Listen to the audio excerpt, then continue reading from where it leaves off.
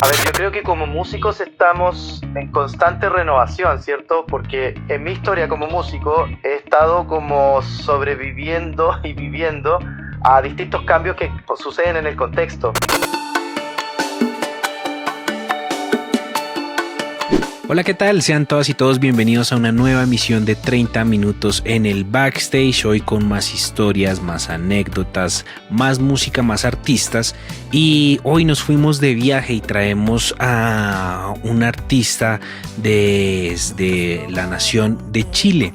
Estoy hablando de Jaime Salva, artista, guitarrista, productor, compositor chileno, que hoy llega a 30 minutos en el backstage a contarnos de su historia. Jaime, buenas noches, buenos días, buenas tardes, depende de donde nos estén escuchando. Bienvenido aquí a 30 minutos en el backstage.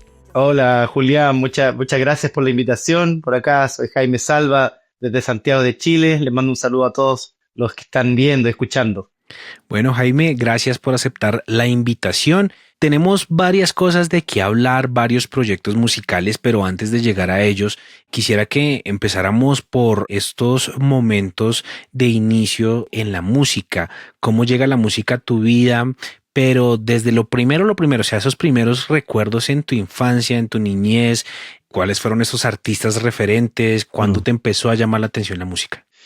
Creo que con el paso del tiempo he ido descubriendo que, mirando hacia atrás, he tenido varias etapas en la música. Tengo una muy pequeño, caminando por la playa. Siempre me gustaba, por ejemplo, cuando salía de vacaciones, caminar por la playa y empezar a recibir sonidos, recibir canciones, recibir cosas que iba escuchando. Era muy pequeño, pero sentía que esas canciones a mí me llegaban como, es muy raro lo que voy a decir, pero como muy afinadas, como que, te lo digo porque eso derivó en que yo descubrí que tengo buen oído, entonces esas canciones como que me llegaban como en un pitch perfect. Entonces, cuando las escuchaba, yo después las recordaba tal cual. Me acuerdo muy bien de un disco año 95, 96 por ahí, que es el Café Tacuba Re, que yo me encantó y fue como mi disco de cabecera, pero me gustaban mucho los sonidos, me gustaba la voz, me gustaba, y a mí lo que me pasaba con esa aproximación, que no era desde desde lo musical, no era desde lo teórico, sino que era más de lo instintivo, era que yo después solo caminaba y cantaba las canciones, me las repetía y generalmente las cantaba como, yo sentía que estaba relativamente afinado cantándolas, en el mismo tono, y ahí yo decía, bueno, algo hay acá. Posteriormente ya en la preadolescencia empiezo como con un instrumento, había en mi casa una guitarra que básicamente era una guitarra de adorno porque estaba ahí colgada, nadie la tocaba y en algún momento yo veo a un amigo en la escuela tocar. Me acuerdo que la primera canción que tocó era un tema de los Beatles y tocó Hotel California de Eagles y yo quedé así impresionado y yo dije, esto que está en mi casa, esta guitarra que está en mi casa suena así y se puede sonar. Entonces ese día llegué a mi casa y me puse a tocar y me puse a aprender. Y había un método que había en mi casa, mi papá me acuerdo que me lo pasa y me dice, aquí están los acordes. Y era un método que habían canciones era un método de folclore chileno, y habían canciones de la Violeta Parra, Inti Illimani, Iyapu, y bueno, ahí estaban versiones sencillas y ahí aprendí a tocar. Con eso me aproximé a la música y una tercera etapa es cuando ya un verano en donde con amigos del barrio, un amigo llega con una guitarra eléctrica y yo dije, wow, ¿qué es esto? Y ahí aparece como con un instrumento aparece también un nuevo descubrimiento como, no sé, de la distorsión, del rock, de todos los sonidos nuevos que pueden llegar. Y en paralelo fue como ir descubriendo la música, los discos que iban llegando a través de los amigos y los instrumentos. O sea, la guitarra, después me aproximé muy joven al teclado, entonces podía tocar en paralelo las dos cosas.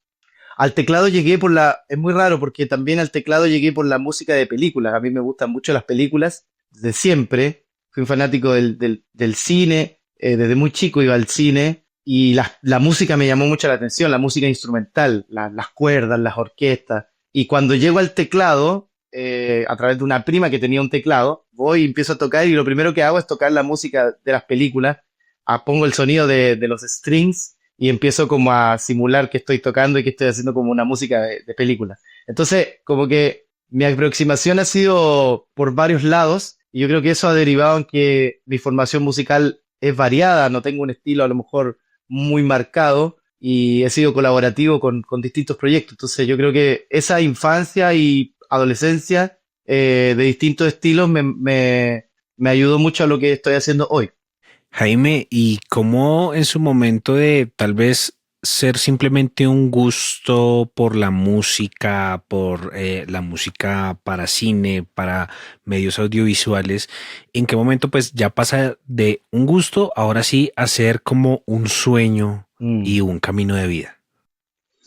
Bueno, la verdad es que cuando yo entré a mi primera banda, éramos adolescentes, escolares, Ujú. sentí algo, sentí una conexión con esto que estaba pasando de tener un grupo. Me acuerdo latente el día en que yo volví a mi casa después de ensayo y le cuento a mi madre, estoy en una banda, era muy emocionante para mí. Y me acuerdo que mi mamá me dice, ah, bueno, qué bueno, ¿y las notas cómo van? Las calificaciones cómo están? Sí. Y yo así como, pero estoy en una banda, estoy en una banda. Para mí fue como, sentí una conexión especial de poder hacer música con amigos, que era al principio. Entonces, al final, yo me metí en esa época escolar, creo que estaba en 10 12 bandas de distintos estilos, porque colaboraba con todos, tocaba el teclado con una, tocaba la guitarra, cantaba con otras bandas, lo pasaba increíble y para mí tenía un sentido de pertenencia, porque bien sabemos que de repente los adolescentes o sea, están buscando este sentido de pertenencia, de adaptación a algún grupo, ¿cierto?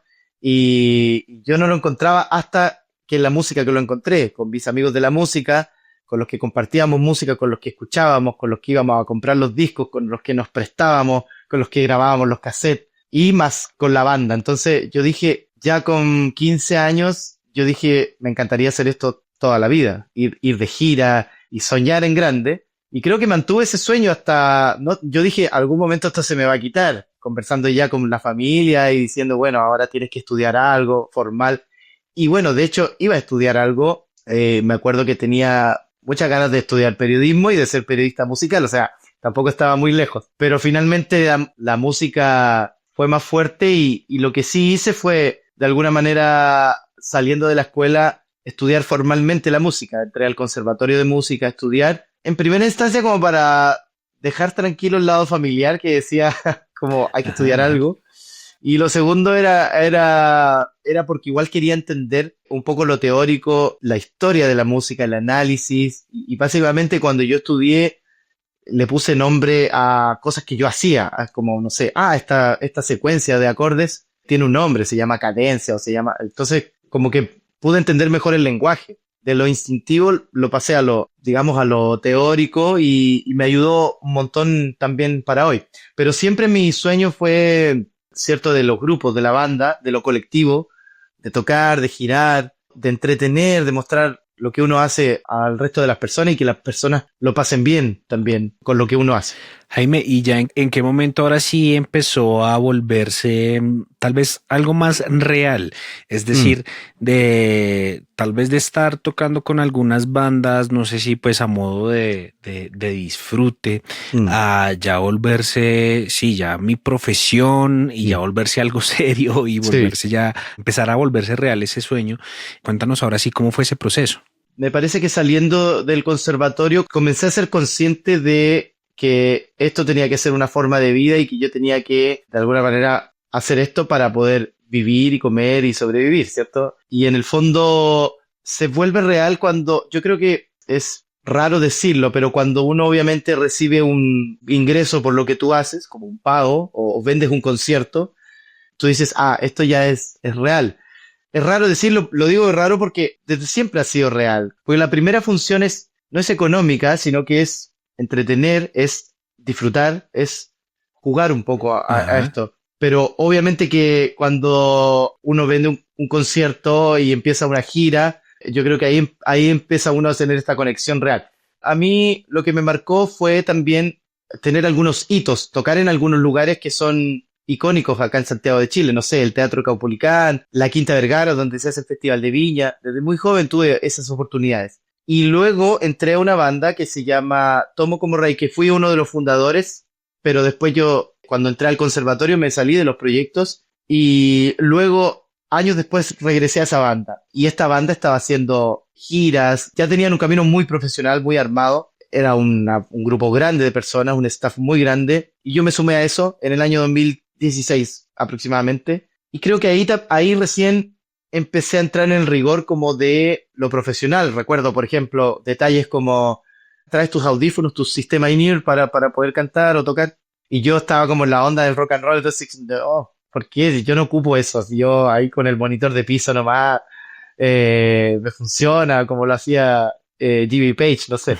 No, acá usamos audífonos y sistema in-ear y todos tienen que usarlo, es algo que está estandarizado. Ah, ok, ok, ok. También cosas como, no sé, yo nunca había trabajado con técnicos antes, con roadies, con staff, siempre era como uno es el que cargaba todo, siempre se conectaba, y la banda como es un grupo grande, tenía esta experiencia ya de contar con técnicos, entonces era como yo llegaba y yo conectando mis cosas y venía un técnico y me decía, no, si nosotros estamos trabajando para ustedes, así que, y era como, ah, ok, perdón. Entonces, ahí yo empecé a descubrir, oh, esto ya funciona como yo lo veía en los documentales de rock. Entonces, y luego el rigor de las giras. Me acuerdo que en ese mismo año, 2016, con Tomo como Rey tuvimos la primera, bueno, ellos ya habían tenido una gira, pero para mí fue la primera gira a México, y que es, yo creo que uno de los sueños que todo músico quisiera tener, poder extender su música y su arte hacia otras latitudes. Y bueno, tenía la posibilidad de viajar y tuvimos la posibilidad de viajar a México para mí por primera vez y fue una experiencia inolvidable. Ya llevamos 6 o 7 giras a México ya hasta el día de hoy y cada gira tiene su cosa distinta, pero esa primera vez para mí fue increíble porque yo dije, estoy viajando y estoy haciendo una gira, ya hay una cartelera de fechas que eran, me acuerdo, 10 o 12 fechas, estas fechas continuas y yo dije, oh, estoy en un marco de una gira.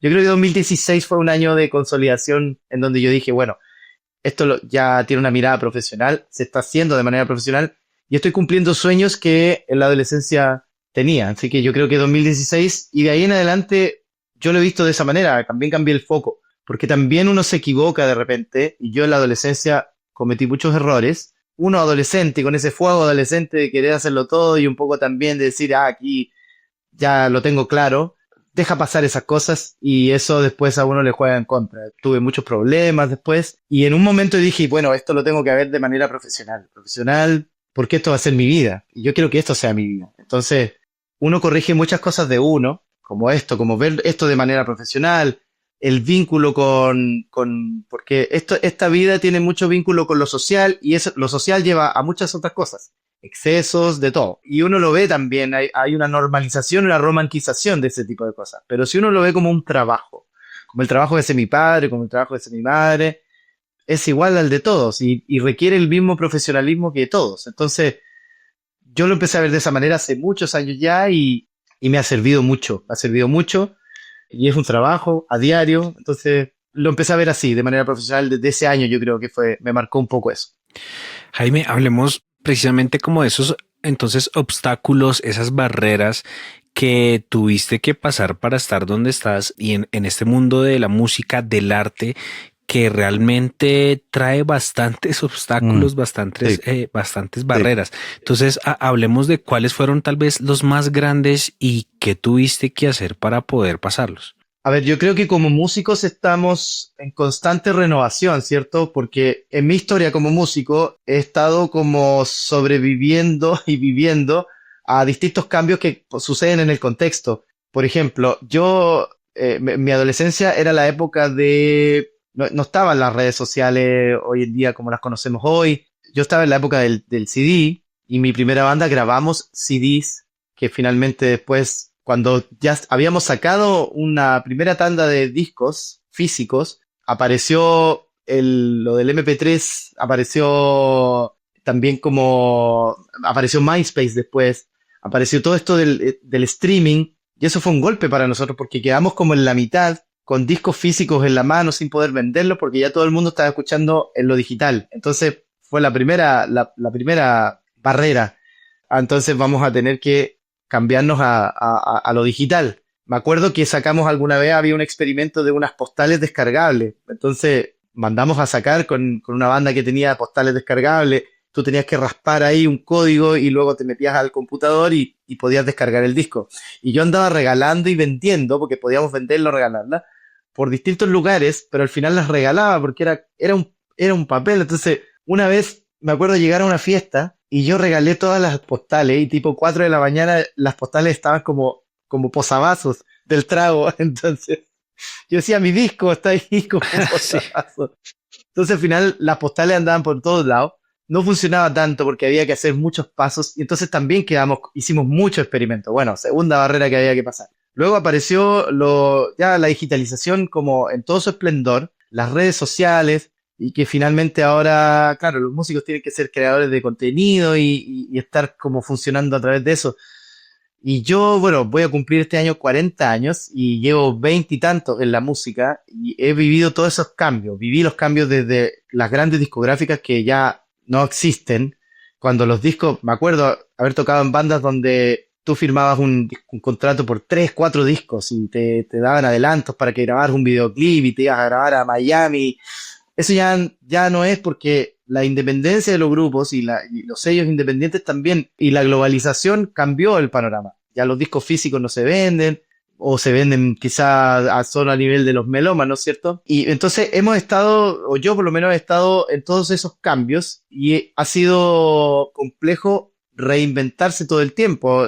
También yo creo que la principal dificultad es un poco el desgaste. De repente uno dice, y bueno, ya voy a ver, otro cambio más, ahora hay que hacer creadores de contenido. Tengo el tiempo, tengo la energía, de repente lo dejo y ahí uno está, pero dice, bueno, hay que estudiar el mercado, hay que estudiar esto y entenderlo y desde la propia vereda ver cómo uno puede hacer esto. Así que yo hoy mismo en este nuevo single que estoy promocionando tengo prácticas antiguas, me encanta por ejemplo hacer discos, soy más de la onda de los discos, me gustaría hacer un disco completo, pero me recomiendan sacar por sencillos, entonces como, bueno, hay que ir haciéndolo así y me voy adaptando. Creo que esa es la principal dificultad, sobrevivir a los cambios que tiene la industria. Y la otra dificultad es uno mismo, que uno va creciendo, va cambiando, las prioridades van cambiando. Y muchas veces los músicos vivimos con muchas frustraciones a diario, todo el tiempo. Frustraciones de que uno tiene expectativas con algo que quiere sacar y de repente no funciona tanto.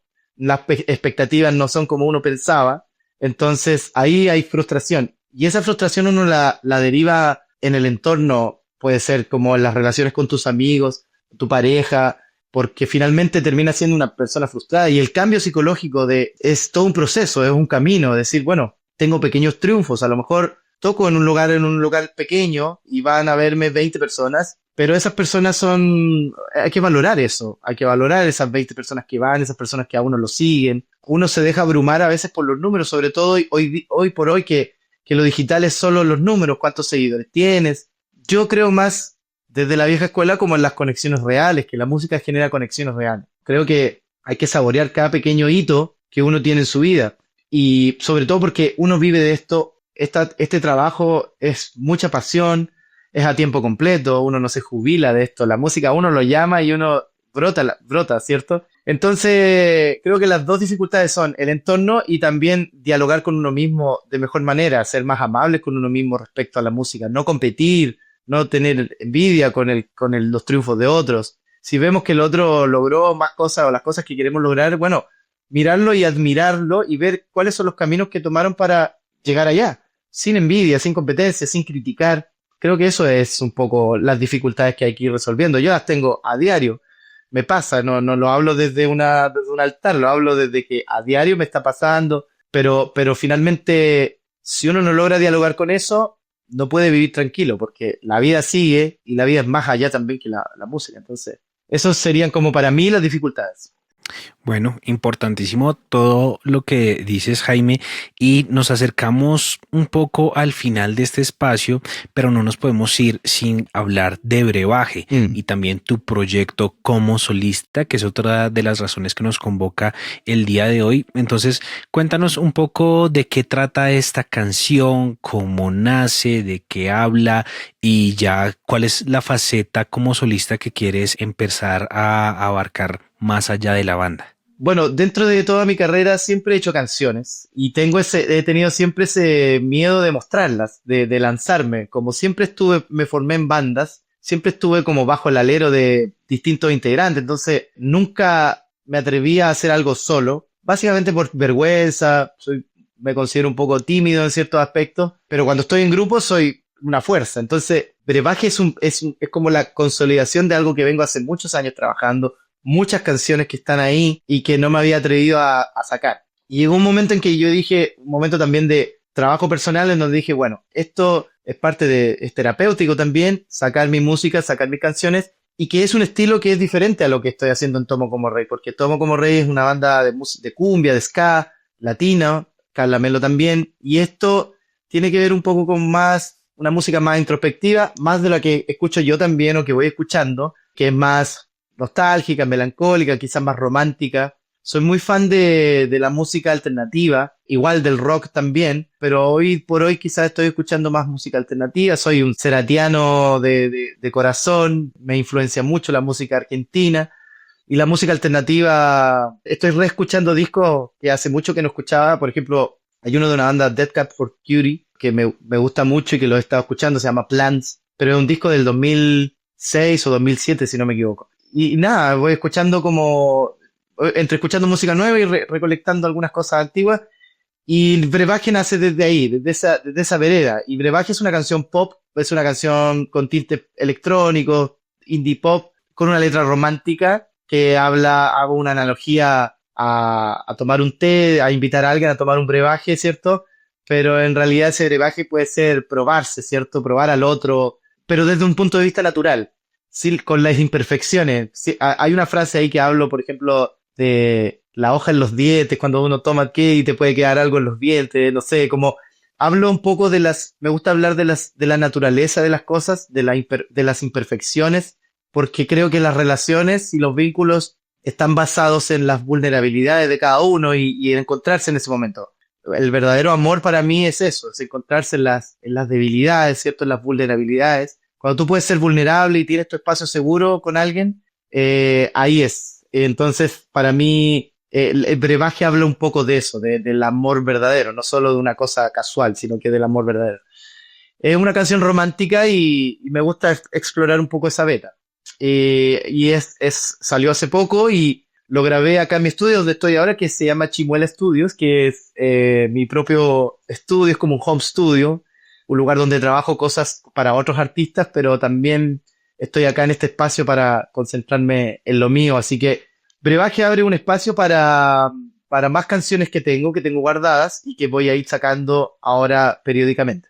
Bueno, Jaime, muchísimas gracias por compartirnos de tu historia, de tus canciones. Te dejo los micrófonos abiertos para que invites a la gente a seguirte en redes sociales, a la banda, también en plataformas digitales. ¿Cómo te encuentran? Bueno, primero que todo agradecer. Estoy muy contento y muy emocionado porque esta es la primera entrevista que doy a un medio que no es de Chile, no es nacional, y estoy feliz y contentísimo de que me hayan invitado a este programa. Espero algún momento hacer una gira para allá, ir a tocar, ir a mostrar mi música, feliz de compartir y conectar con otras latitudes. Yo muy emocionado de eso. Y bueno, me pueden encontrar en redes sociales, @JaimeSalvaMúsica es mi Instagram. En Spotify estoy como Jaime Salva. Y en todas las redes sociales, básicamente, Jaime Salva, YouTube también. El brebaje tiene un video muy lindo, muy sencillo, donde aparecen solo los labios, los míos y los de una actriz. Y nada, un video sencillo, muy bonito, con colores muy lindos. Y los invito a escucharme, los invito a escuchar mi música y a comentarme qué tal les parece. Y espero en algún momento estar por allá. Jaime Salva, compositor, músico, artista chileno. Ahí está la invitación para que vayan y escuchen su música. Hasta aquí este episodio de 30 minutos en el backstage. Nos escuchamos la próxima semana con más artistas, más anécdotas aquí en Radio UNAL. Hasta pronto.